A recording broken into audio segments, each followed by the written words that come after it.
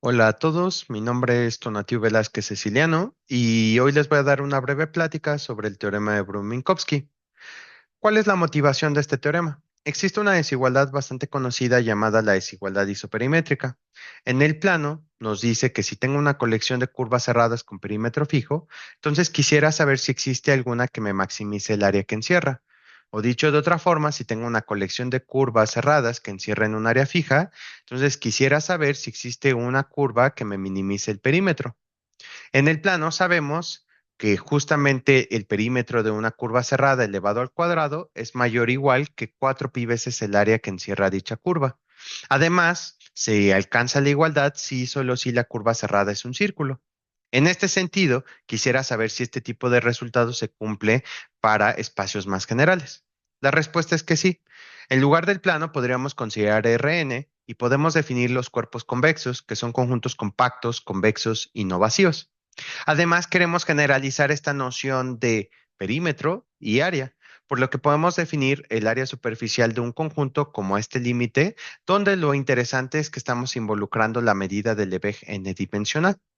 Con estos conceptos también va a existir una desigualdad isoperimétrica para cuerpos convexos, donde observen que estamos relacionando el comportamiento del área superficial con respecto a la medida del Lebesgue n-dimensional.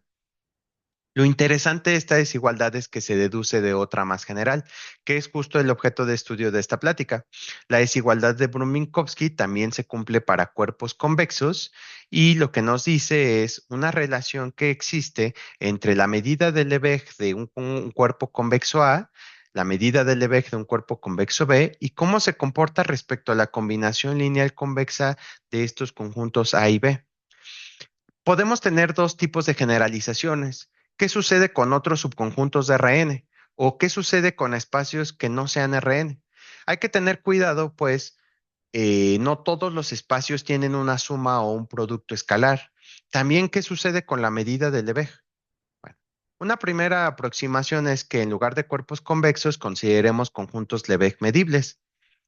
Aquí solo hay que meter un detalle técnico porque la combinación lineal convexa de conjuntos Lebesgue medibles no tiene por qué ser Lebesgue medible. Si le pedimos medibilidad, entonces se va a satisfacer la misma relación que presenté previamente. Ahora vamos a generalizar en términos del espacio Rn. Para ello vamos a considerar ahora espacios métricos. Solo hay que tener cuidado porque, como dije, la combinación lineal convexa no sabemos cómo definirla. Para ello necesitamos primero un detalle técnico que es una distancia estrictamente intrínseca. ¿Qué significa esto? Si yo tomo dos puntos en mi espacio métrico y considero su distancia y esta la descompongo como la suma de dos valores, y yo considero bolas cerradas con centro en estos puntos y radio estos valores, entonces la intersección de ellas debería de ser no vacía. Es decir, que si tengo estas bolas cerradas, deberían de tener puntos de contacto. Este término estrictamente intrínseco les puede sonar familiar, ya que en la geometría métrica existen espacios estrictamente intrínsecos. Para quien no conozca mucho, a grandes rasgos, un espacio estrictamente intrínseco es un espacio de longitud que cumple que dados dos puntos puedo encontrar curvas minimizantes que los unan.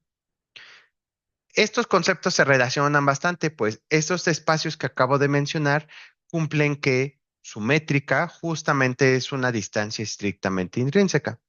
También en otros textos aparece esta definición de las curvas minimizantes para espacios que llaman convexos. Hay que tener cuidado. Podemos dar una definición del espacio métrico que es convexo. Esto quiere decir que si yo me tomo dos puntos cualesquiera, siempre va a existir un punto, de manera que al sumar la distancia de un punto a z más la distancia de ese punto z que existe a y, justamente me realiza la distancia entre los puntos x y y. Esto es importante porque aquí, si ustedes conocen un poquito del tema de la geometría métrica, se parece mucho a la existencia de puntos medios.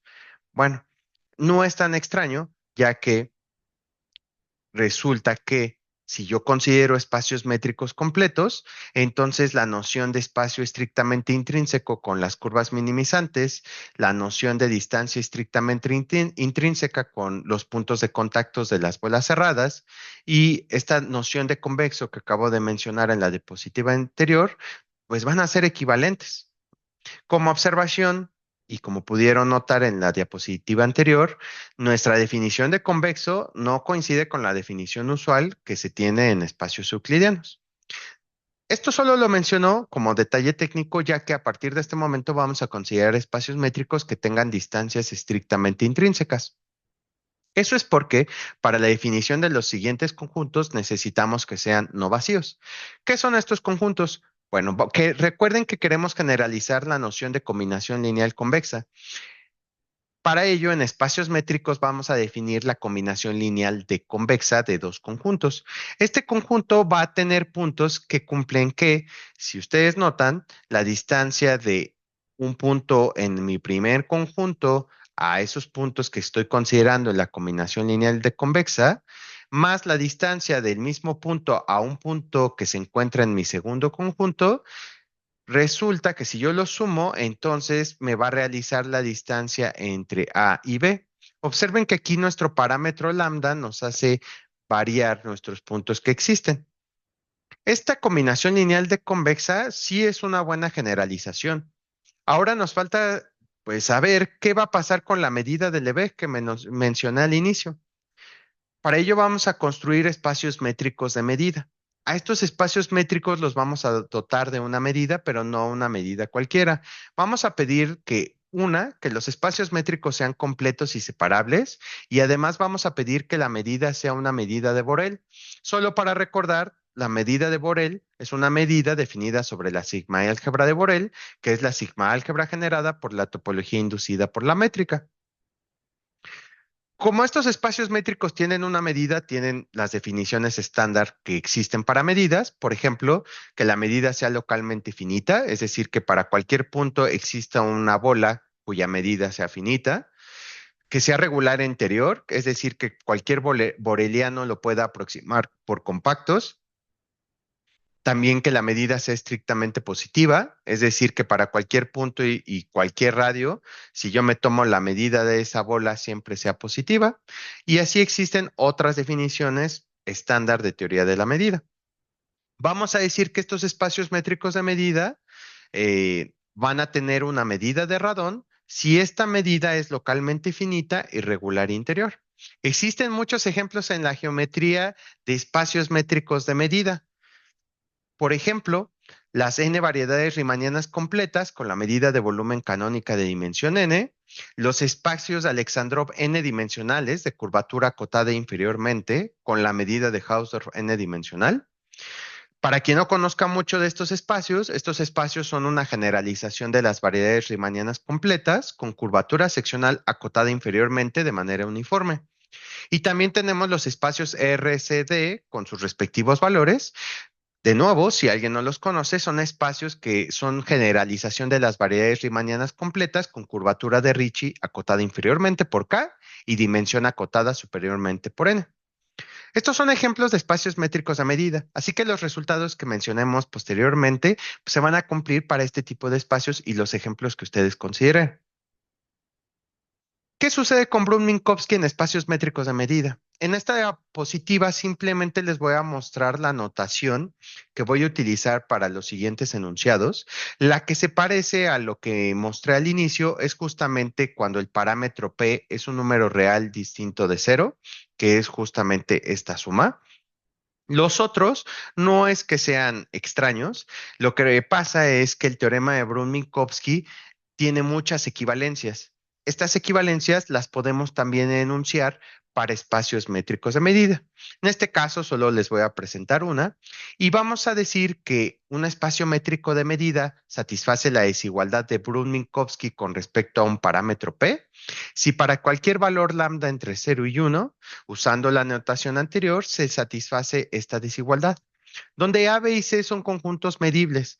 Metemos aquí dos condiciones que si yo tomo la medida de mi conjunto A y la medida de mi conjunto B y tomo el producto, quiero que este sea positivo de manera que la combinación lineal convexa también se quede contenida en mi conjunto C. Aquí lo que nos estamos ahorrando al considerar la medida de C es que recuerden que las combinaciones lineales convexas no tienen por qué ser medibles. Lo mismo sucede para espacios métricos. También esta condición de que el producto sea positivo es especial porque si nosotros consideramos que el producto sea igual a cero, ocurren muchos problemas. Esta condición la podemos quitar y entonces podemos dar otra definición y decir que un espacio métrico de medida cumple la desigualdad general de Brun-Minkowski si le quitamos esta condición de que el producto de estas medidas sea positivo. Tenemos una relación directa. Si nuestro parámetro P con la notación que establecimos previamente es menor o igual que cero, entonces en un espacio métrico de medida es equivalente satisfacer la desigualdad de Brun-Minkowski que satisfacer la desigualdad general de Brun-Minkowski. Cuando yo considero mi parámetro positivo, mi parámetro P, esto ya no es tan inmediato. Necesito que mi espacio métrico de medida sea localmente compacto y que mi medida sea una medida de radón estrictamente positiva. Si esto sucede, entonces sí hay una equivalencia entre la desigualdad de Brun-Minkowski y la desigualdad general de Brun-Minkowski. Ahora yo quisiera generar nuevos espacios. Si yo ya conozco que se satisface Brun-Minkowski en uno y conozco otro que también la cumpla, ¿qué sucede al hacerlos interactuar? Entonces podemos obtener resultados para el producto de espacios métricos de medida. Estas primeras condiciones que ponemos son para que podamos considerar el producto de estos espacios métricos, su métrica producto y la medida producto. Entonces, si yo tengo un espacio X y un espacio Y pido que sus medidas sean sigma finitas, que la medida de Y sea localmente finita y que la medida producto sea una medida de radón, y yo además conozco que mi espacio X satisface la desigualdad general de Brun-Minkowski con parámetro 1 y mi espacio Y satisface la desigualdad de Brun-Minkowski con parámetro P, entonces voy a poder decir que mi producto, mi espacio producto, también va a satisfacer una versión de la desigualdad de Brun-Minkowski donde el parámetro varía. ¿De qué depende el parámetro? De nuestro parámetro inicial P que satisface nuestro espacio Y. Les doy una idea de la demostración de este teorema. Primero, nos podemos ahorrar muchos pasos suponiendo que nuestros conjuntos A y B son compactos. Esto lo podemos hacer porque nuestra medida es regular interior. Ahora vamos a definir funciones auxiliares. Estas funciones auxiliares van a depender de las medidas de ciertos conjuntos, que en este caso son secciones de mis conjuntos A, B y C. Vamos a seccionarlo, vamos a estudiar estas funciones y ver cómo se comportan respecto a un espacio y ya que tengamos una relación, vamos a intentar extenderlo haciendo producto con el otro espacio. En el caso de nuestro espacio Y, como sabemos que satisface la desigualdad de Brun-Minkowski con parámetro P, vamos a poder encontrar una relación entre nuestras funciones h, f y g. Por tanto, vamos a saber cómo se comporta la combinación lineal de convexa y luego vamos a utilizar que nuestro espacio X satisface la desigualdad general de Brun-Minkowski con parámetro 1 para establecer una relación entre las medidas de nuestros conjuntos respecto a mis funciones h, f y g, barriendo a partir de un cierto valor t. Si uno conoce este tipo de conjuntos se le ha de ser conocido de que aparecen en ciertos teoremas. Estos teoremas son los teoremas de Cavalieri y Tonelli y los vamos a utilizar justamente para poder concluir que se satisface esta desigualdad con respecto a la medida de mi conjunto C. Ya para terminar, vamos a utilizar la desigualdad de Hölder inversa y de la media aritmética geométrica ponderada para obtener la desigualdad de Brun-Minkowski deseada. Si uno quiere revisar los detalles, aquí les dejo la bibliografía.